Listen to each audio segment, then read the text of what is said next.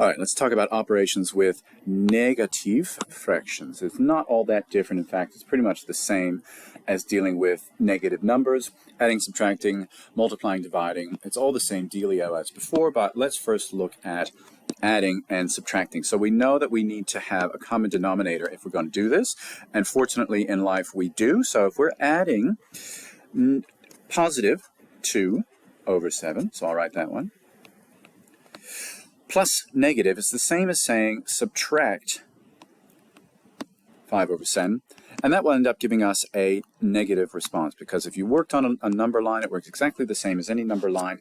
You would end up having to go back 3, and you're in negative territory.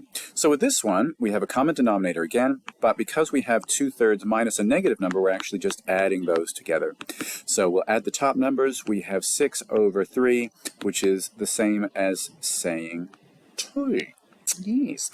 So then finally we have another mix and match here, but we don't have the same denominator. So let's go with the lowest common multiple of that, and I'm going to say that that is 20 off the top of my head. So I take 1 and 5 times the same number to give me 20. 5 times 4 equals, that'll be 4 over 20. And then the other one I'll work out up here. This is negative 1 over 4, and I have to multiply 4 by 5 to get 20. So I multiply that by 5, and that gives me 5 over 20. So again, I've got adding the negative, so I am subtractamente this one, and that gives us negative 1 over 20. Now that's adding and subtracting. Multiplying, now this is fun for the whole family. Multiplying, the same deal as if we're not dealing with fractions, right? So multiplying, if we are multiplying a positive, which this is, even though it doesn't say it, by a negative, then we're going to end up getting a negative result. So it's as simple as saying 2 times 4 is 8, and 5 times 3 is 15, but that'll be negative because they are different from each other. So that's negative 8 over 15. Can I reduce that? I don't believe I can. So over here at BIC, I've got 2 negatives that I'm going to add, multiply together rather, and so I know I'm going to come out with a positive for that reason. I'll just do it first this way. 6 times 3 is 18, and 5 times 4 is 20, which I can reduce down to 9 over 10. But let's be a little smarter than that. Let's go across 5 and 3. Can I cancel them? I can't. But 6 and 4 actually share a common factor. They can each be divided by 2. So let's divide both of them by 2. That gives me 3. That gives me 2. Now 3 times 3 is 9. 5 times 2 is 10. And it's going to be positive because they're both negative. And I've saved myself a little bit of work there by canceling.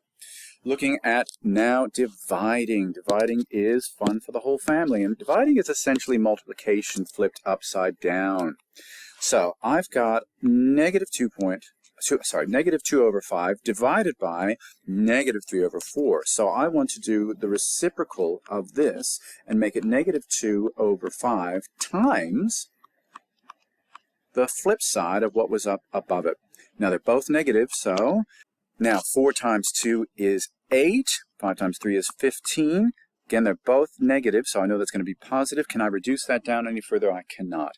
And at B, now we've got a bit of a mixed number here. He's a negative.